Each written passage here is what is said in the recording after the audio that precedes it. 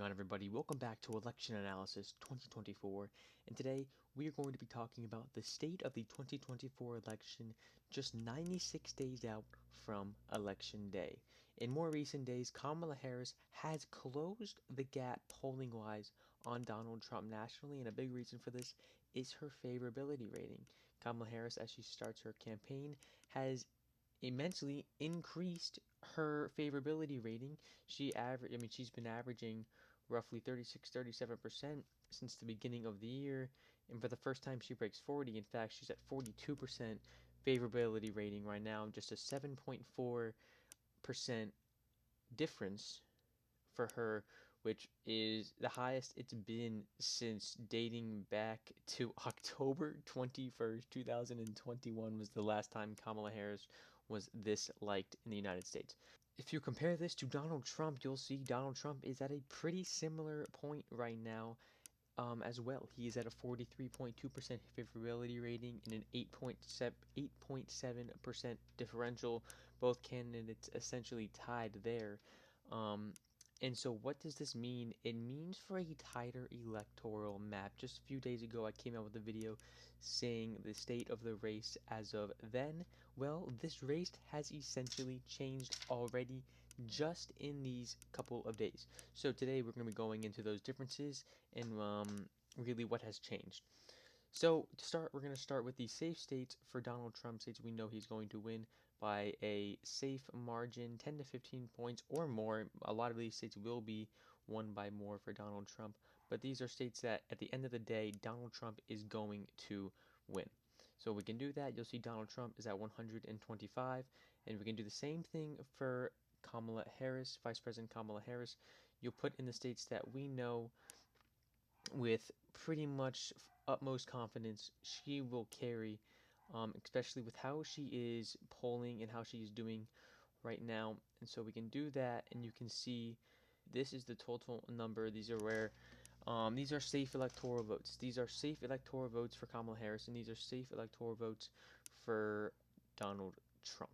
Next, we're going to do likely states for Donald Trump, states that he will win. We are pretty confident, in fact, extremely confident he will win. It will just probably not be by 15 points. We're going to go with the states of Iowa, the state of Ohio, the state of Texas, and the state of Florida.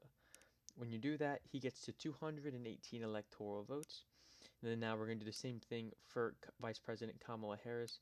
We can put the state of New Mexico in the likely column for Vice President Kamala Harris. For Kamala Harris, that is all of her likely states as of right now. Now to look into more of these competitive states, we're going to look into some polling data. Before I get into any polling data with these competitive states, we're going to go to the state of Virginia, where Kamala Harris will win by a lean margin, and we're going to go to the state of New Hampshire, where Kamala Harris will win by a lean margin. We can also give Vice President Kamala Harris a lean victory in the state of Minnesota, which will put her at 223. Then we can give her Maine at large by a lean margin, Nebraska 2 by a lean margin. These are all 3 to 5 points. The state of Virginia and Nebraska I could see being a likely, not yet though. I can do the same thing but for Donald Trump over here in Maine District 2, where this will be a likely win for him. And what you see here is the 7 states that we are going to be talking about from now until Election Day. These are the states that we are going to be mentioning, talking about, tracking the polls. It's 93 electoral votes. It is 93 electoral votes that are going to decide this election, essentially. And this is where the biggest difference is in Kamala Harris's performance. First off, I want to go to the state of North Carolina, where we can see Donald Trump held a pretty solid lead against Joe Biden. These polls mean absolutely nothing. Kamala Harris is doing better than Joe Biden, so we can throw these Joe Biden polls out the window. They are no longer relevant. What we can see is these 2 morning consult polls done by Bloomberg, where Donald Trump is up by 1 and Donald Trump is up by 2. In some of these other polls, you'll see Kamala Harris up in these Rust Belt states by huge margins. And just taking this into consideration, taking North Carolina into consideration as a whole and how it tends to vote right of the country, I am pretty confident right now North Carolina, as of today, is a lean Republican state. I see it being 4 to 5 points as of right now. It's on the cusp of being a likely state, but as of right now, Kamala Harris has made up a little ground in the state of North Carolina, but she hasn't done enough to flip the state. In fact, I don't think even if she does her absolute best in the 2024 election that she will flip the state of North Carolina. The next state I'm going to talk about is the state of Arizona. It's 11 electoral votes. It's a state Joe Biden flipped in 2020, and a state that Donald Trump is definitely going to be looking to take back if he wants a chance at the presidency in 2024.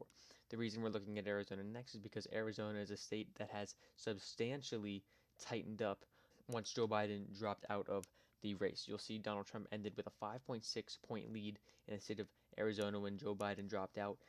You'll see here in 2 morning consult polls, Harris is up by 4, up by 2, and then it kind of averages out with these other polls we see here. And then if we go to Real Clear Politics, you'll see 3 more polls that are taken after Kamala Harris has essentially become the Democratic nominee, and it averages up to Trump being ahead by just a little bit. It is not going to be a likely state, but right now I have Arizona characterized as a lean Republican state, a lean Donald Trump state, which is not a change my analysis a few days ago.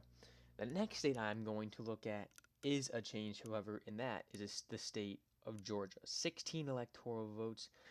This state is really big because you can see Kamala Harris has made up ground here in the state of Georgia.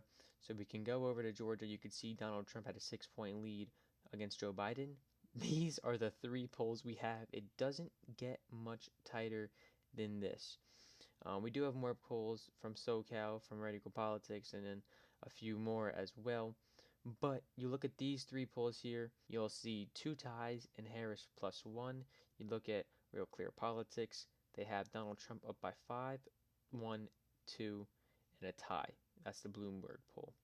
This is improvement for Kamala Harris. And as of right now, with her improvement in the state and her doing a rally and using the momentum in Georgia, I do believe Donald Trump will still carry Georgia as of right now. I think it is a tilt margin for Donald Trump, however. This is an improvement for Kamala Harris as she tightens the race in Georgia. So as of right now, there are no differences in my characterization of the states, just a different margin. Next, we're going to look at the state of Nevada. 6 electoral votes, but highly fought over 6 electoral votes, where we will look at these more recent polls. You'll see these 2 Bloomberg polls, even Harris up 2, and then the Redfield and Wilton Strategies polls, Trump up by 2. You could essentially wash these out and essentially see how tight Nevada is there. So as of right now, Nevada has showed signs of a tightening up. I had this as a lean margin for Donald Trump in my previous analysis. I again have this in the Donald Trump column. It will be a tilt margin for Donald Trump here. I think he still is able to reach out to these Latino voters, and I still think he's able to win the state. Now that puts Donald Trump 1 win away in the Rust Belt from being the next president. The next state we're going to dive into is the state of Wisconsin. I previously had Wisconsin as a tilt Kamala Harris state, and you can see here Trump up 1. You'll see a tie. You'll see Trump up 1, and then the Bloomberg Morning Consult poll, you'll see Harris up by 2. This poll was done today. Harris up by 2. I previously had it as a tilt blue state. I still see it as a tilt blue state for Kamala Harris right now. And that has not changed. But what has changed is the state of Michigan. If we look at the state of Michigan, I want to say a few things. First of all, Harris by 11. Are we serious right now? There is no way in Harris's perfect election day she does her absolute best. She maxes out turnout, and Donald Trump could be in a prison. And Kamala Harris will not win the state of Michigan by 11 points. You can take what I just said to the bank. Now, has she made progress in Michigan? Yes, and that's where the key difference is. You'll see in these other polls by The Hill, Emerson, Fox News, tied, Trump up 1. Harris up 11, you got to take that with a grain of salt. I mean, she could be up in the state, but 11 is outrageous. However, I do have her up in winning the state by a tilt margin, which is a flip from my most previous characterization of the state. And that comes down, and then it comes down to the state of Pennsylvania. As you guys can see, whoever wins this state will be the next president of the United States. In this state, I had characterized as a lean Donald Trump state. So let's dive deeper into the polls. Here, if we look at the polls, you'll see Donald Trump has a lead. It is a shrinking lead. That's what it is. Donald Trump averaged about a 4-point lead over Joe Biden as it came to the later days in the campaign before Joe Biden dropped out. And you'll see he started off against Harris by about averaging 3-point lead here in July 24th through the 28th poll. You'll see he's up one in a Democratic sponsored poll, and then in another one there you'll see he's up one. And so I think this state has tightened. I still think at the end of the day, it is still edging and tilting its way towards Donald Trump. However, I think it has tightened, and you can see Kamala Harris making inroads in some of these states like Georgia, Nevada, Michigan, Wisconsin, Pennsylvania. You can see her making inroads to make it possible. Donald Trump still has the upper hand in this election. It may feel like Kamala Harris is, having strides of momentum, which she is, but she has a lot of road to make up. Even the momentum she has now is not enough right now to flip this election. She needs more. She needs to perform well in debates. She needs to hold this momentum until the DNC, and she needs, honestly, a miracle to be able to do what seems to be the impossible. As of right now, for Donald Trump, he has a simple job of not messing up. He needs to make sure he is keeping enthusiasm up. He needs to keep this focused on policy. And if he does that, I believe he is on track to win this presidential election. I believe he's on track to win the popular vote by about half a point to 1 full point based off of today. And at the end of the day, this election has gone a lot tighter. Thank you guys so much for watching. If you enjoyed, make sure to like and subscribe. If you have any video recommendations you would like me to do, make sure to comment them down below. And I will see you guys in the next one. Peace.